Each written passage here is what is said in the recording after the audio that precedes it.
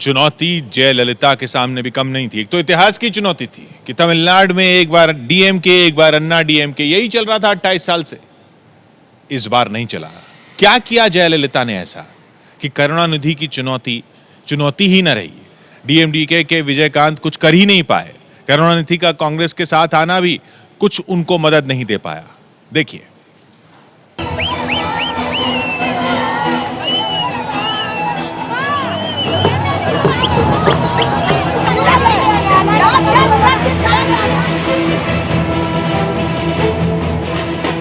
ये तस्वीरें जीत के जश्न की हैं। तमिलनाडु में इतिहास बदलने की है।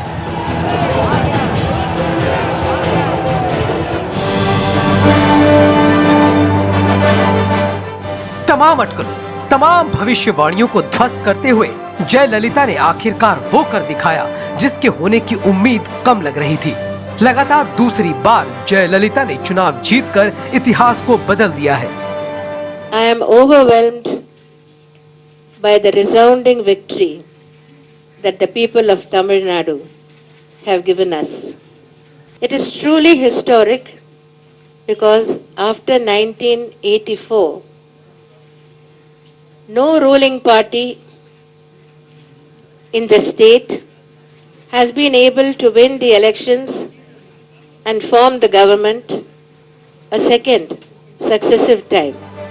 अब सवाल यह है कि आखिर अम्मा ने यह करिश्मा किया कैसे? कैसे उन्होंने तमिलनाडु के इतिहास में वो कर दिखाया जो पिछले 27 साल में नहीं हुआ था? दरअसल इसकी कई वजह हैं। अम्मा की जीत की पहली बड़ी वजह रोजगार, शिक्षा और महिला सुरक्षा पर जोर। जयललिता ने कहा था कि अगर वो सत्ता में आई तो डीएमके की तरह मिक्सर या ग्राइंडर नहीं बल्कि लैपटॉप बांटेंगी, शहरों को आईटी सिटी बनाएंगी, महिलाओं की सुरक्षा पर खास ध्यान देंगी, जिस पर मतदाताओं ने पूरा भरोसा किया।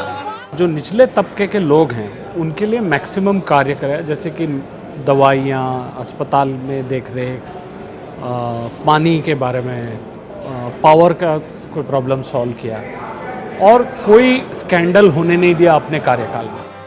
अम्मा की जीत की दूसरी बड़ी वजह भ्रष्टाचार को मुद्दा बनाना। भ्रष्टाचार के छींटे तो जयललिता के दामन पर भी लगे हैं, लेकिन 2G केस से लेकर चुनाव में पैसों के इस्तेमाल के मुद्दे को उन्होंने खूब भुनाया और वादा किया कि अगर वो सत्ता में दोबारा लौटी तो भ्रष्टाचार को पूरी तरह से खत्म कर देंगी। वोटर्स पर इसका बड़ा असर हुआ। अम्मा की जीत की तीसरी बड़ी वजह डीएमके की पारिवारिक कलह। डीएमके के पारिवारिक कलह ने जयललिता की जीत में बड़ी भूमिका निभाई। सुप्रीमो करुणानिधि का स्वास्थ्य ठीक नहीं था। स्टालिन को उन्होंने अपना राजनीतिक वारिस घोषित कर दिया, जिनका बड़े बेटे अलागिरी से मनमुटाव जग जाहिर था। उधर कनिमोरी, दयानिधि मारन और कलानिधि मारन ने अलग मोर्चा खोला हुआ था और यही बात मतदाताओं को नागवार गुजरी। वैसे जनता को लुभाने के लिए जयललिता के कामों ने भी जीत में अहम भूमिका निभाई है। जयललिता ने अम्मा कैंटीन शुरू की, जहां बेहद कम कीमत पर खाना मुहैया कराया जाता था।